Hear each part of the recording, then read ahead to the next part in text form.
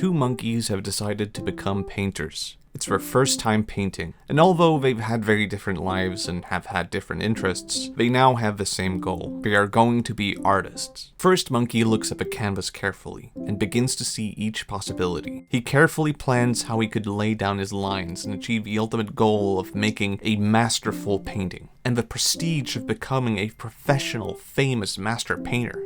So he needs to take this very seriously. Very, very seriously. A lot is at stake here. And as he eyes the canvas carefully, he notices that the second monkey has already started painting, but it takes as long as it needs, and eventually the first monkey begins to paint. And things go well until one thing happens. He lays down one wrong line. The painting is ruined. First sign that all of his dreams, success, and aspirations are dying. He must have done something wrong. Maybe he was never meant to be a painter in the first place, or maybe he is fundamentally broken and flawed as a person for having laid down such a bad line. This mistake is evidence that he is awful, and now everyone can see it. So he decides to start over. He will paint, and he will paint just as well as he did before the mistake.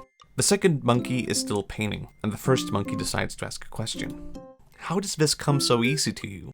Have you really not painted before? Nope, the second monkey answers. Very well then. And they paint on until the first monkey lies down a bad stroke again.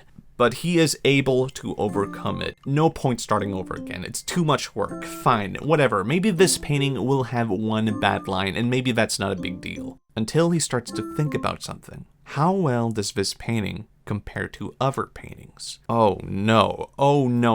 This is not very good at all. This is hardly passable compared to the painters he looks up to. He went too far away from his original direction, the kind of master painter he should be. But if he starts over now, he can fix this. He can learn from his mistakes and be the kind of artist he is supposed to be. So he decides to start over. And this time, he will be a master painter, thanks to one genius idea.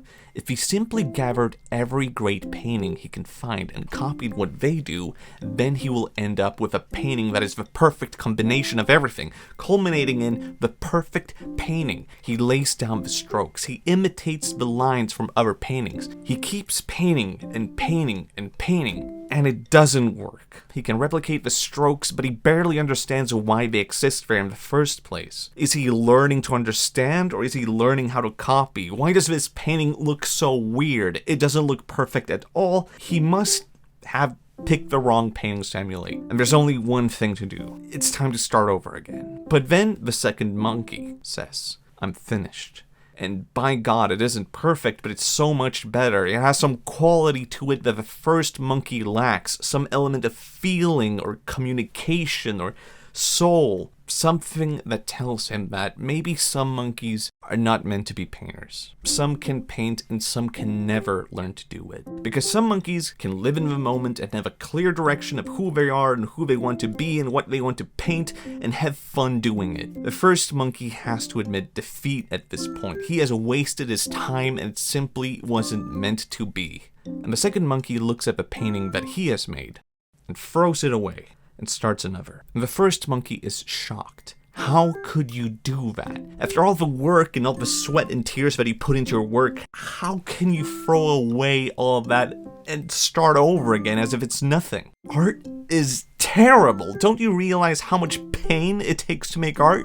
You really are a painter, and you have painted before, and you were just faking being a beginner this whole time. And the second monkey is confused. But eventually he answers. I'm not a painter. But I climb trees for fun. Oh, right, I get it. This guy is not painting nonstop because he's some savant. He's an idiot. And he could paint on and on for as long as he needs because he's stupid. He doesn't know any better. But the first monkey can't help but ask, could you care to elaborate? Well, I climb trees for fun, and when I climb a tree, I have a very imaginary but personal goal. The goal is to get to the top of the tree, and the rule is very simple. I have to look towards branches to climb. And from the bottom of the tree, the branches feel endless, like an impossible challenge, and stepping onto each branch requires careful attention, weighing each step. But with each move that I make, I see more paths up ahead. I see creativity. Where do I go next? The only way to get up there is climbing the branches, and I don't get upset if I fall or find that after all the work I put in, I can't climb this tree to the top. If I did, then I would have missed the point. When I get to the top of the tree, I feel as if it was a lot of work getting up there, but I am finally finished, and I can let go. I can feel relief, or gratitude that I accomplished my goal, that all of the work that I put in led me somewhere. But creativity does not exist at the top of the tree. The branches. That is why I love it. The rules that I set for myself, the goal that comes out of those rules, and the creativity that comes out of playing within those rules. That is how I have fun. And if I'm having fun, then I know I'm on the right path. I'm heading to the top of a tree. I climb branches, and I do it for fun.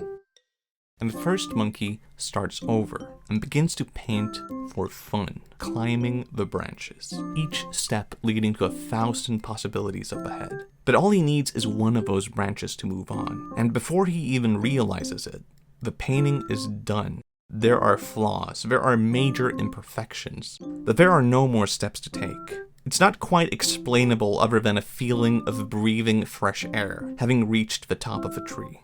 And he throws it all away and starts another.